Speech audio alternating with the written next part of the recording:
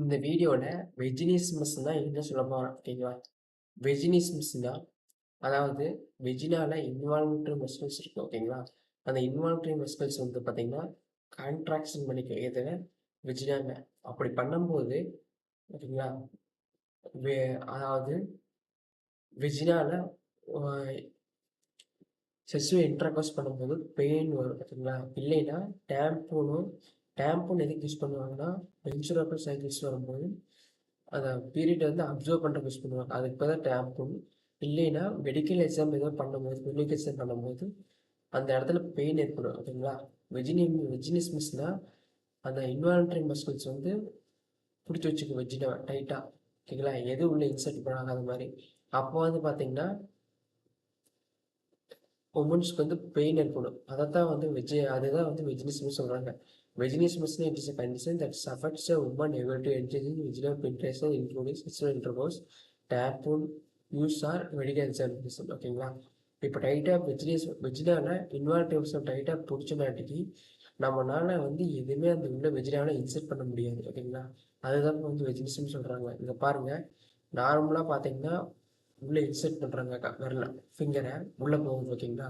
இப்போ பார்த்தீங்கன்னா இந்த வெஜினிசம்ஸில் இந்த பிக்சரில் ரெண்டு இன்வால்டிவ் மஸ்கிள் ரெண்டுல நல்லா பிடிச்சிருச்சு. இப்போ இன்சர்ட் பண்ணும்போது போகாது ஓகேங்களா? இதோட சிம்டம்ஸ் எப்படின்னா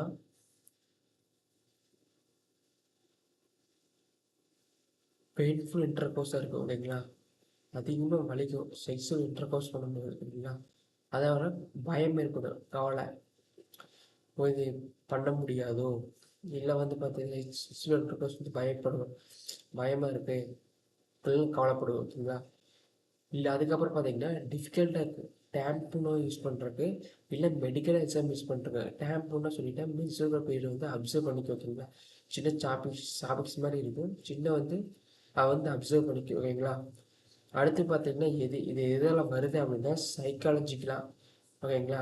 நம்ம மென்டலி ஃபீல் பண்ணும்போது வருது ஓகேங்களா? நெகட்டிவ் ஆட்டிடியூட், அதாவது சைக்காலஜிக் ஃபேக்டர் எப்படி வருதுன்னா நம்ம நெகட்டிவாக எப்படி ஃபீல் பண்ணுறோமோ, ஸோ நெகட்டிவாக செக்ஸை பற்றி எப்படி ஃபீல் பண்ணுறோமோ அதால் கூட வரலாம் ஓகேங்களா?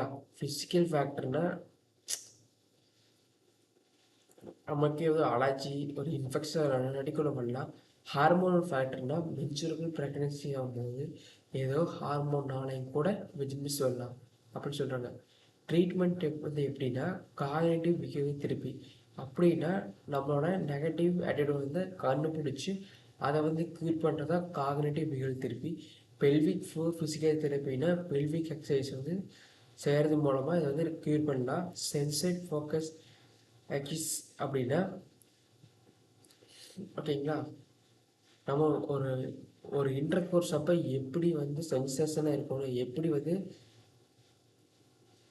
செக்ஸுவல் இன்டர்கோர்ஸ் பண்ணணும்னு சொல்லி தரதா சென்செட் ஃபோக்கஸ் எக்ஸசைஸு.